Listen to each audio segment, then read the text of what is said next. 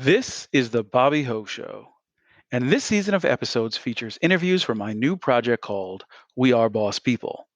We Are Boss People is all about the new success, authentic and unapologetic, stories of transitions, unique journeys, setbacks, and triumphs. For more, including the video from this episode, please visit wearebosspeople.com. And in this conversation, we have a raw and honest talk with actress, singer, and activist Zakiya Young. Originally from the Philadelphia area, Zakiya moved to New York City to become a Broadway actress. And then she decided to pack it all up and move out to Los Angeles, where she found room to breathe, live by faith, drop some baggage, and step into her authentic self. I hope you enjoy this conversation, and I really hope you follow Zakiya on Instagram. Her handle is at official Zakiya Young.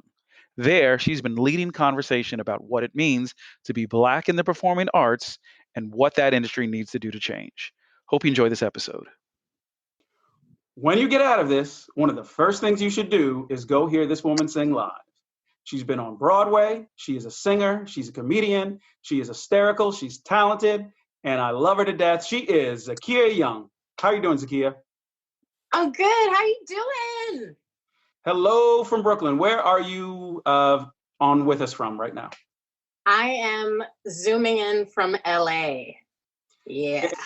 Yep. And I know you've been through LA earthquakes, LA fires. You've been through 9/11 in New York. So you've seen some things.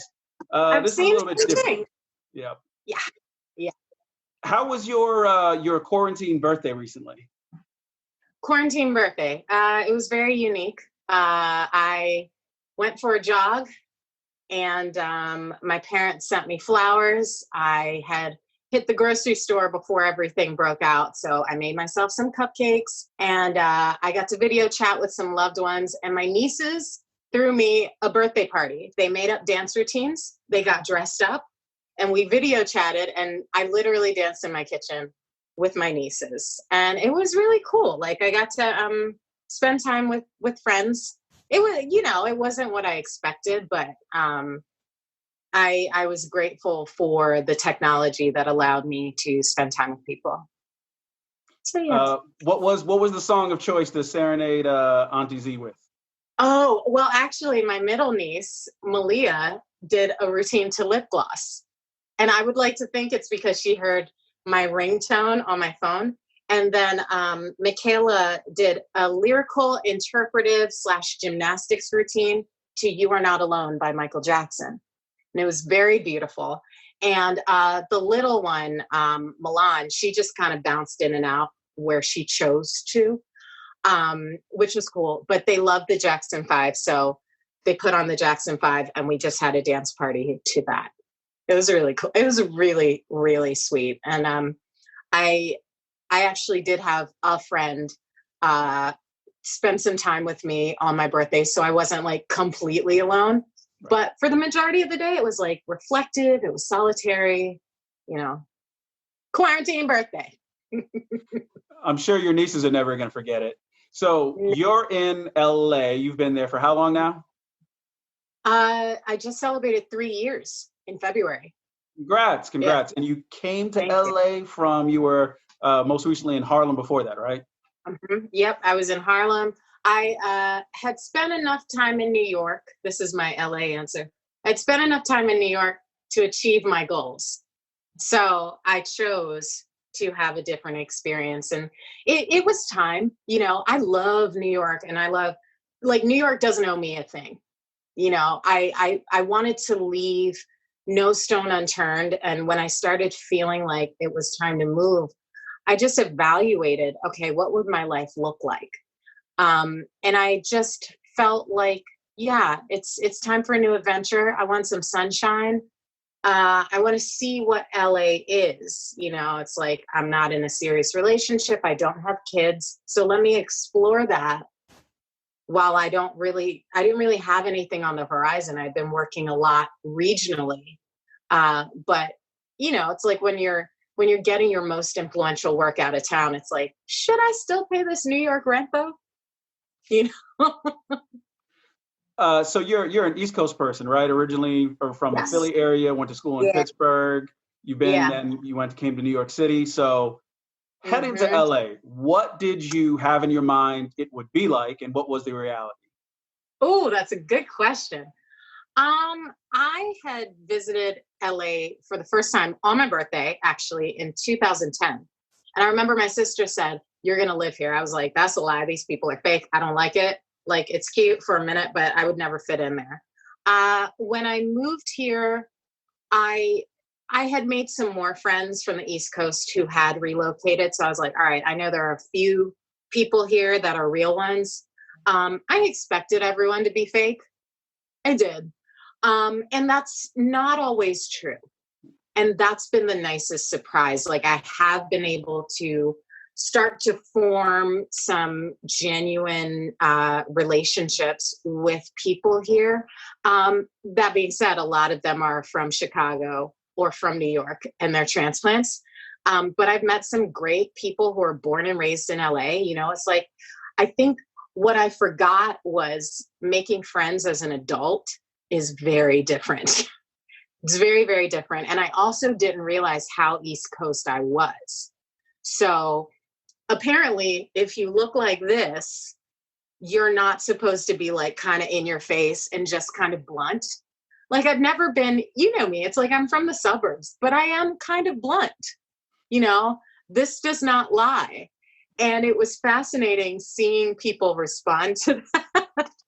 So it's like I've learned how to navigate, oh, this type of person is not, they need the edges softened a little bit. So I'll play the game, but my real ones, I can just be me completely. But I do confuse a lot of people, which is also interesting. Like, I don't know what it is, but I've met people who are surprised that I read books.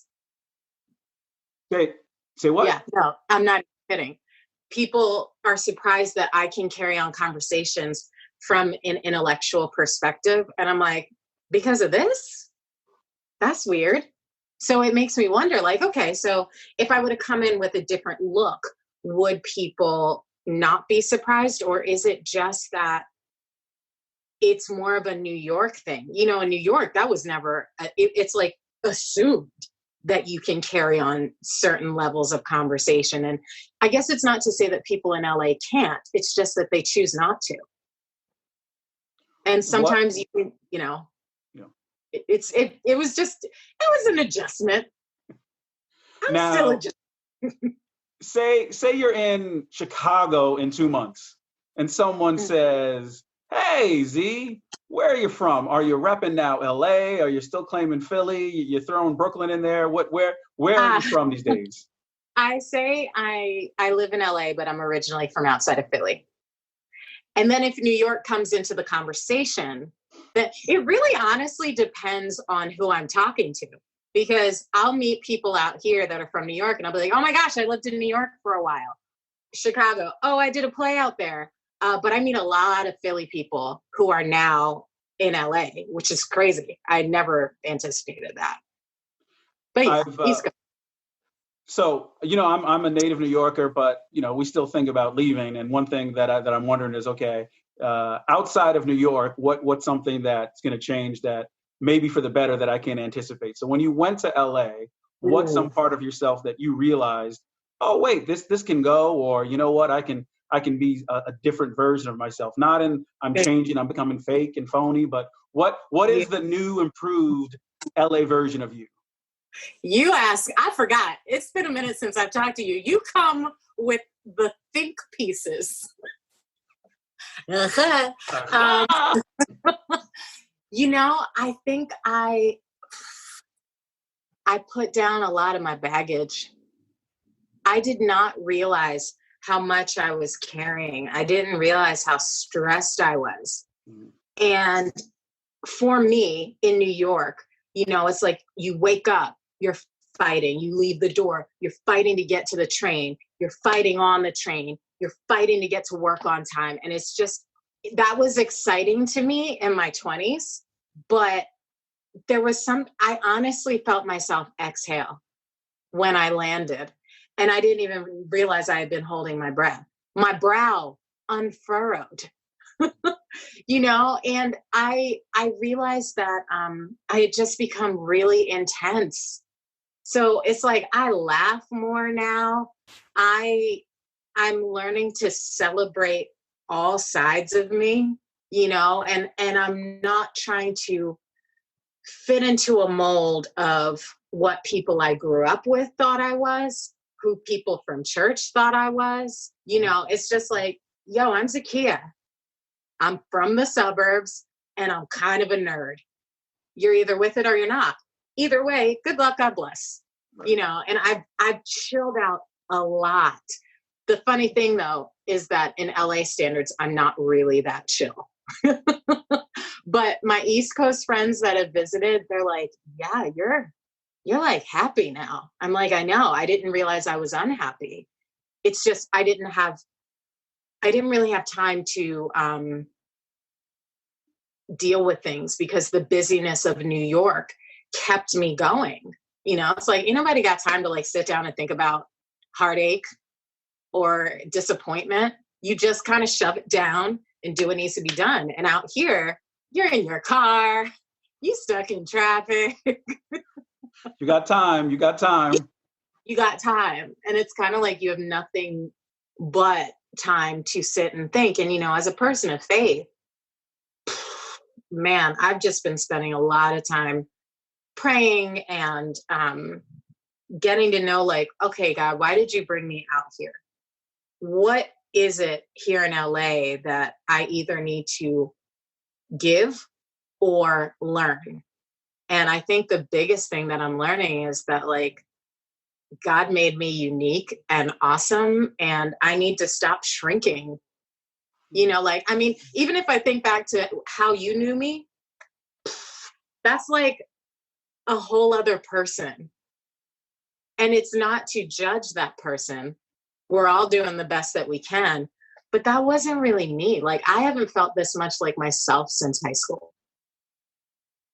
I've seen you post things on Facebook as you're talking about, becoming, we're all growing up, but growing into your stage now. And that's actually one of the things I wanted to ask. So as it relates to your journey of faith and maybe expectations that you put on yourself as a woman, as a Black woman, as a, creative person, reconciling all the different parts of yourself. What are some of the things that you maybe realized rules you didn't have to follow, or kind of norms that you said, you know what, that's not something that really fits into my life. Maybe it was tradition, maybe it was an unspoken expectation, but that you just sort of brushed off and you said, I'm moving forward. That's not how I'm living now. Again, with the think pieces, you got some good questions, man. Okay. This is really real for me. What I realized was that there were certain ideologies that I subscribed to when I was in New York that not only did not resonate with my spirit, they did not resonate with what the Lord was showing me in the Bible. So what I had stopped doing was actually searching the scriptures and praying, like, all right, Holy Spirit, like, can you illuminate this for me? Make this real for me, because what I'm hearing is XYZ. And I need you to illuminate it for me in the text. And if you don't illuminate it, then I'm going to see that it's a man-made rule. And I need your help discerning what I need to carry and what I need to just leave, because not every sermon is meant for me. That was like a huge realization, because I used to hear sermons and take it in and be like, oh my gosh, they're talking about me. I have to fix it. I have to change it. The biggest thing is in appearance. Like, it was interesting because, going through the whole modesty craze, that is very geographically specific, I'm learning. And also, it's kind of like, I just started having real talks with God. Like, I feel through this modesty movement, I'm ashamed of what you actually gave me naturally. And I'm taking on the weight of battles that aren't mine. I am not responsible for what every man struggles with. Now, that being said, I have my own limitations for like what's appropriate and what's not. Like, let's not get it twisted, you know. However, I took it to such an extreme level that when I look at pictures from back then, it just makes me sad.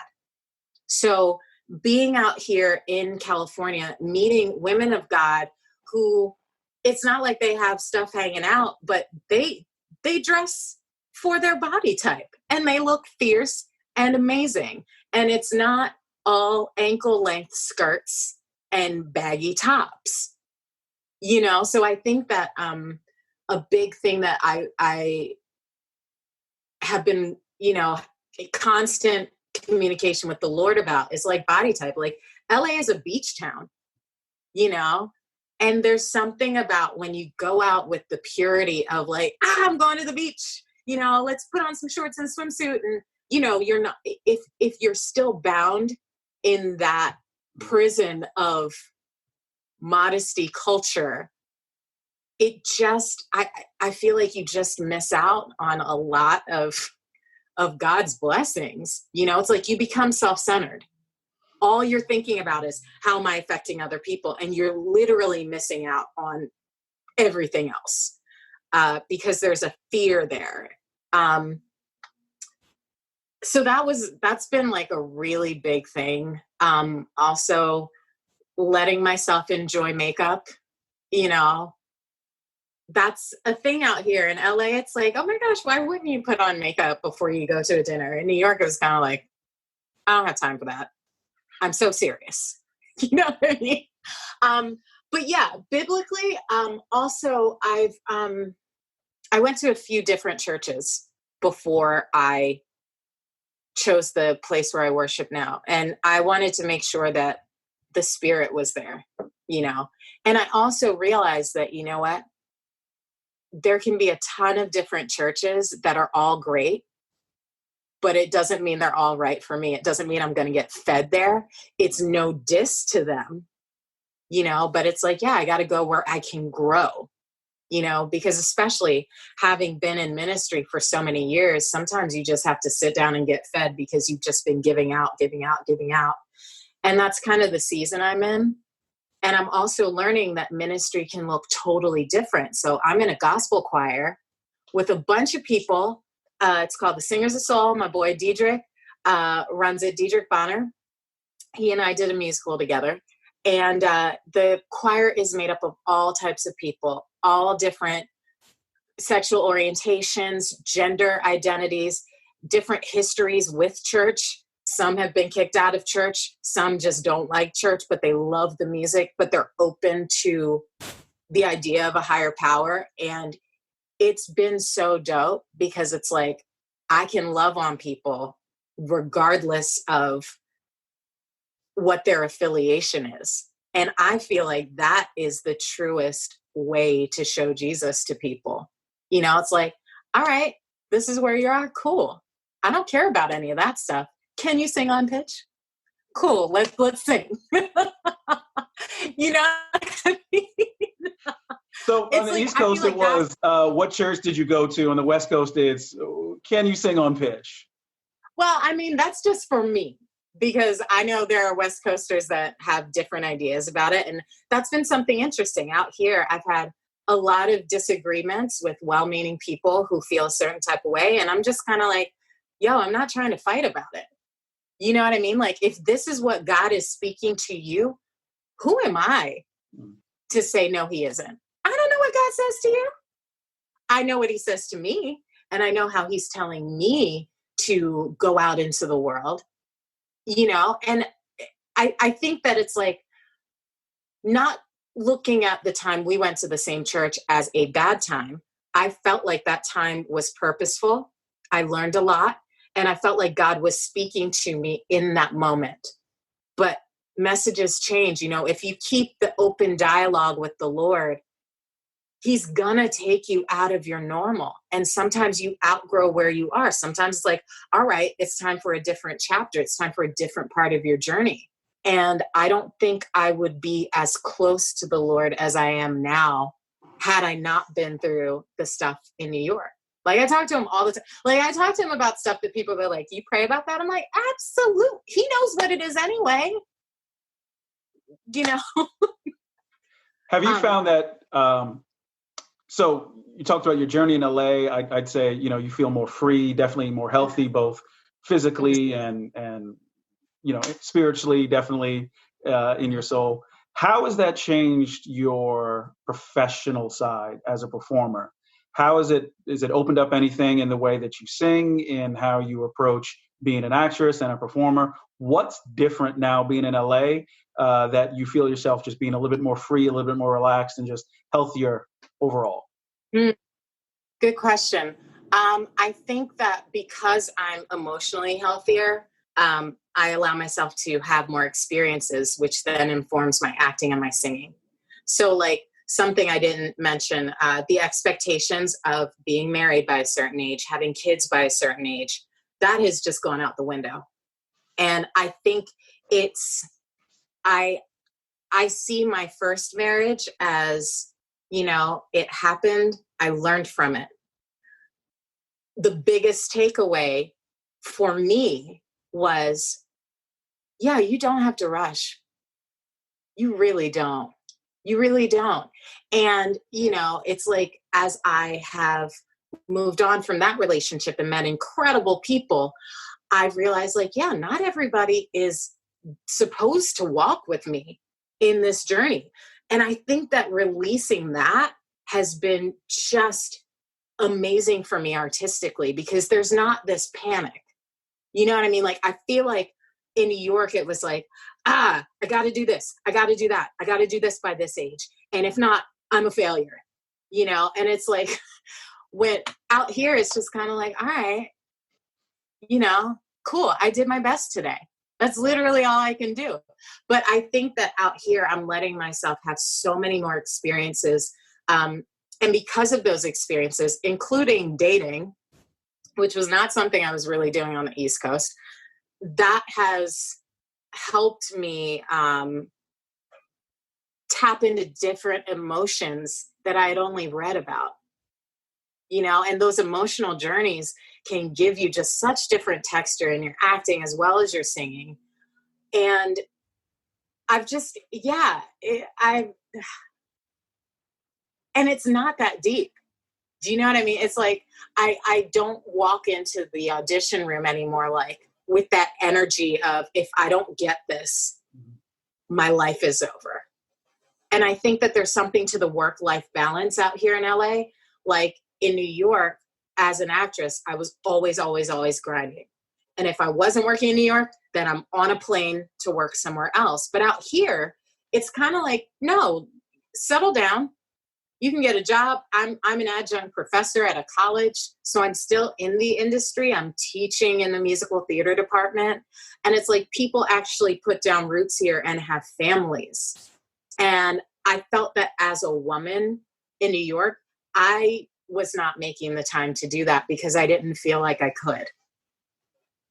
Probably for a myriad of reasons. I do know actresses in New York who are happily married with kids, but I do feel like there's something about the release and the flow out here in LA that it's like, yeah, I want that. It'll happen. Let me just live my life and I'll audition. It also helped open the door for new opportunities that I never would have gone for. Like through the gospel choir, we like are on the that pop group BTS. We're on their latest album. We're on a feature. I know. I'm on their Wikipedia page. It's crazy. It's crazy. I never would have done that in New York. Like, yeah, it's literally like opportunities are coming partially because it's like, I'm finally like, all right, Lord, what do you want to do? What do you want me to do? Instead of me saying, no, I'm doing Broadway, that's it. No, I'm doing TV, that's it. This whole voiceover world has opened up to me. And I never thought I would be doing studio singing. I've been in the recording studio a lot this year. And we had been singing at Soho House as their gospel choir on Sundays. And I'm singing like Whitney Houston songs. it's just the openness. It's like leaning into the abundance instead of a lack rigid mentality. And I didn't think I realized that's what I was doing. About singing, so from some of your posts, I've seen you sing in the gospel choir, I think in some cabaret settings. I don't know quite the terminology, but it seems like there might be ballads. What is your favorite thing to sing? Like you get to put a show together, and this is your lineup, okay? You get Okay. your musical director, you get your Okay. band, and you can sing anything you want, and you can have anyone in the room. What are you Ooh. singing? Ooh, I'm singing something with a strong, funky bass line. Get me the best bass player you have. And then I need like a rhythmic pianist, like my friend Doug or my friend Steven or my friend Wilkie, someone who can communicate with me and the bass as well. And I need some drums. As long as we've got that, I'm open to do whatever vocally, but I find that there's something about the bass that just grounds it in a new way. It's almost like the emotional backbone to music for me, because there's that, it just hits you deep in here, and it's either like nasty or it's sad or it's like it brings about a celebration because it's coming from your gut, you know? Yeah, and I would definitely I would alternate between like happy and sad and soulful, and then in the end, grateful. Yeah, There that's me. seems to be something in live music that obviously is different from studio and recorded. And even Mhm. when I've seen videos of you singing live, like, your superpower comes out in terms of your connection to the audience and just how alive you seem to be. What is it to you in the power of live music with a live band singing in front of an audience? Ooh, ah. It's like you take on the energy of the room. Like I can practice it one way. I was doing this concert, and I was singing "You'll Never Walk Alone," and normally I sing that very operatically, very classically. But there was something like a spirit of worship took over because there were people in the audience that I knew were like going through it. And then my worship voice came out, which is not operatic, and but it was like power, like you got this. Come on, Jesus. Like it was like, but you can't do that in the studio. In the studio, you have it, you depending on what you're doing. If you're doing backup vocals like I do, it's like, yes, this is what you do. This is what we want you to do. Cool. But if we've had some gigs where they're just like, yeah, just ad lib, go nuts at this part, which is fun. But there's something about telling a story in front of an audience and having, when you're recording, you're usually not in the same room with the instruments. But if I'm standing up and I'm communicating with the pianist as well as the bass and the drums, it's like we're all doing something cool together, and hearing the people respond, it's a conversation versus a lecture. Yeah. Yeah. Yep. Love it, love it. Is there more of a cabaret scene in LA? I really don't know if there's one in New York, but I know you seems like you have There this. Yeah, I just wasn't open to it in New York. It's huge in New York. I just was so focused on Broadway that I wasn't open to it. And out here, it's like the Broadway credits open the door to cabarets. So it's like another way to make money, and the Broadway community out here, it's like, yeah, once we get out here, it's like, oh, let me connect with this person. This person knows that person. So it's, yeah, I wasn't looking for it in New York. And is it safe to say that your musical tastes run, they're diverse, right? Like I'm Oh sure yeah. you're listening. You probably now listen to BTS and gospel Yeah. and American standards. Hmm. Do you have a favorite kind of set of songs that you sing? Mm. It's changed. which is interesting. As I've been growing as a singer, I've started exploring more of the artists that I always deemed like, yeah, I can't sing them. So like Whitney Houston, I've been doing a lot of her stuff lately, which I never would have touched. Are you kidding me? No. I've been revisiting a lot of like 70s, 80s, 90s soul music. I do appreciate a good country song though, like Carrie Underwood. But yeah, I think I've been growing into my Blackness in a different way and not trying to make it look like anybody else's. Because regardless, I'm a Black woman. You don't have to think I'm Black. Okay. My melanin says otherwise. And my experience is just as valid. So yeah, I might sing a certain piece that you would never think I would sing. But if I'm honest with it, if I'm honest with the lyrics and if I feel the groove, why wouldn't I? You know, so I think that's another thing that I've thrown off. Like, I had a friend, I looked around at it was New Year's Eve, like 2 years ago. And I looked around the room. I was like, it's all Black people. I don't know that I've been to a New Year's Eve party where it's all Black people. And the girl I was talking to, Amber, she was like, oh, honey, this is where all the Black princesses move. They all moved to LA. So you're among your people. And I hollered because I was like, oh my gosh, that's it. That's it. I'm home. I'm home. I'm home. So it's like, it allowed me to, I don't think I realized I was looking for that permission to just be. And that in turn has allowed me to explore like the great soul music that I never gave myself permission to, really. Soul, what are you listening to now that you're hearing in a different way? And is your dad like trying to like, I told you so? No, you know, Dad is so mellow now. He's like in his mid 70s. He's like, all right, Z, whatever. You know, I mean, you know, my dad, he's just happy to be there. You know, I listen to gospel music differently. I get the heart of it more. And who have I really been? Shaka Khan,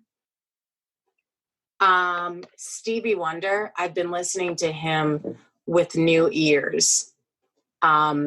I've really just been, let me pull up what's on my iTunes. I have a lot of worship music. Duffy, I've started revisiting her as well, because she had a soul that was, Linda Ronstadt, you know, it's like just vocalists, you know what I mean? Let me think. Mississippi Mass Choir. Lord, I have been listening to Mississippi Mass Choir. That is my mom's group. Like my mom, there was a summer that we were on a road trip. I think we drove to Louisiana from Pennsylvania. And my mom played that Mississippi Mass Choir tape so much, it started squeaking. I can pick, if you sing me any part of a song from that album, I can pick it up. I can do it. But yeah, my cardio playlist. Let me see. So top 5 vocalists of all time for you. Oh, all time. Not in ranked order, just top 5.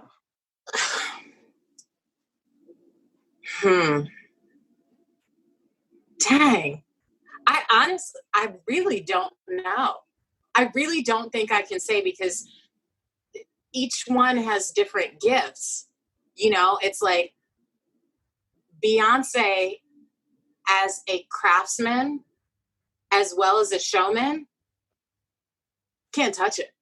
You cannot touch her. Then you have Donny Hathaway, the heart and soul. You know, you have Stevie Wonder, as I mentioned. You have George Michael.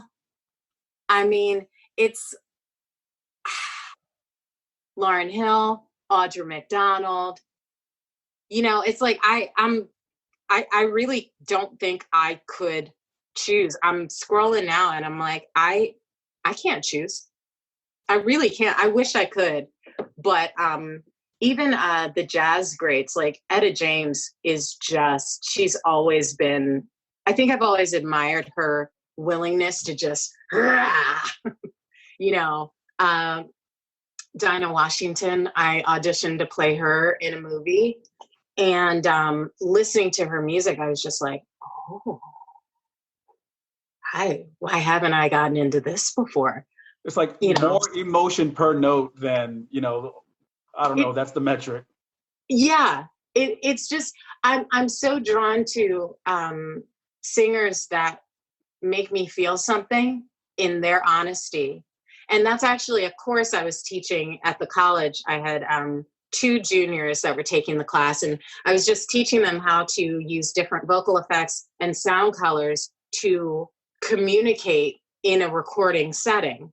And most of the stuff I was teaching them was just about being honest, having an honest moment and letting us listen in, letting yourself be raw and vulnerable. Like All Is Fair, Stevie Wonder, when he has that song, and I Never Dreamed You'd Leave in Summer, there's a gasp that he does in that song that I'm always like, oh gosh. That's the stuff that I love. That's why Whitney, you know, when she is singing I Have Nothing, it's like, I believe you.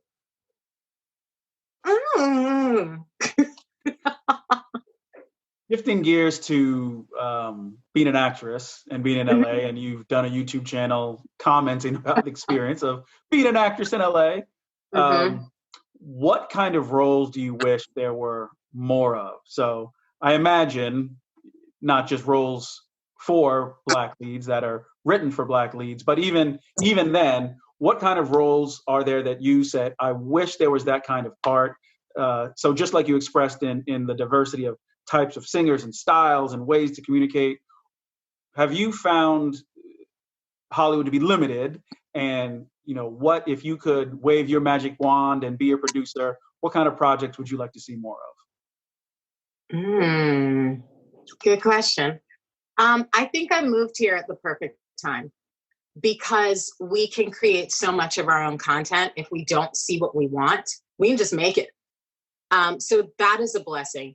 I wish there was more room to see tall women as something other than threatening or ball busting. You know what I mean? It's true. People out here look taller on TV. So when I'm meeting a lot of actors, I'm like, oh, it's not only a height thing, but it's also they're smaller, like very thin yoga muscles. But with big heads, right? Isn't that they all have big heads to be on film? Yeah. So it's like, if you put me among, like, and it's not saying everyone, but it's saying a lot of people. So if you put me around people that have a similar build, I'll look normal. But if you put me next to somebody with a delicate build, then I am suddenly plus size. That's a big frustration, but it kind of is what it is. And I have to work within the system so that I can get to that. Oops, sorry, I got to plug in my thing. Hold on 1 second. So that I can get to that next level and start creating my own content where I'm part of casting. And I can say, all right, I don't just need you to be tall. I need you to have like basketball or football muscles so that I'm not feeling overshadowed. Like there's definitely something to the psychology of why things are cast the way they're cast. And I don't know that I have paid my dues enough to really criticize it, because sometimes it's just your own insecurities when you're watching TV and you're like, well, Hollywood needs to do this, and why haven't I gotten this? It's probably like, yeah, I'm a little insecure about being 5'10" and, you know, big boned, as my dad says, you know, like I look like I could beat somebody up, even though we know I can't. But there is that insecurity when you walk into a room of people who look just like you. And the only difference is they're actually runway models and you are not. Like that's the height class I'm in because I'm 5'10". So if I go to a commercial audition, these are literal models, and I'm not a runway model. So it's like I think when I look at Hollywood, I have to just be careful that I'm not projecting my own insecurities. And that's part of why I wanted to do the YouTube channel, because I'm like, yeah, I should make fun of it because it actually happens. I do, though, wish that there was more room to be smart and sexy. I haven't seen a lot of that. And to be, I think that we're just very multi-layered. And I think that there's, with the movement of creating your own work, it's like you're not giving someone else control over the story that you want to tell. So like Issa Rae with Insecure, that's part of why I moved out here, because I was like, my people are there. Those are my people. You know, so it's like I shouldn't be mad at a system for not knowing how to tell my story. I should get in there, make some money, and then tell my story myself. We'll all pay to see it. We'll all pay to see it. I hope so. I hope so. You know, it's like now is the time to do it. Like I'm tired of complaining, you know, especially during this time where we're just quarantined. Look, as soon as I get these final grades turned in, the way I'm gonna just sit down and use this time to write and brainstorm and get things started that I haven't had time to start because I've been working my 75 jobs so that I can pay my bills. Grateful for the jobs. But, you know, it's like sometimes the hustle gets you distracted from why you really moved there. So, yeah, it stinks to have to stay inside. But I'm like, all right, well, let's use this time. Let's create. Are there any creators that you're big fans of now, people that are under the radar, you know, the next Issa Rae's, the next Zakiya Youngs, doing their thing unseen that you're into or you can recommend? Yes, my girls, hashtag booked. If you are not following them, Danielle and Lanisa on Instagram, hilarious. Like, absolutely hilarious. One of my closest friends, Clinton Roan, he is writing his face off. And I know him from New York, and he just moved here like a year ago. And he already shot a short film that he wrote. And he's like got scripts and scripts and scripts. And it's like, you know, when your friends write, you hope it's good. It's like you read it and you're like, please let it be good. Please let it be good. And it is. Like, his stuff is really good. Like, I got excited when I read his material. It's almost like in North Hollywood, there's like a Black Renaissance happening. So my friend Mildred Langford, she's working on a script as well. It's like people are creating, you know. But yeah, hashtag booked is the first one that I really, I mean, I met Danielle in Chicago, and for them to come out and get something that resonates so much with the acting community is really dope. Hilarious. To wrap up, I have just some rapid fire questions. Are you ready? All right, let's do it. Yes. Okay. Lion King, original or remake? Original. Before I Let Go, Frankie Beverly and Maze or Beyonce? Frankie Beverly and Maze. Come on. This summer, there's a family gathering. What song is going to get your mom on the dance floor before any other? Brick House, Commodores. And then lastly, Easter's coming up. Favorite Easter memory? We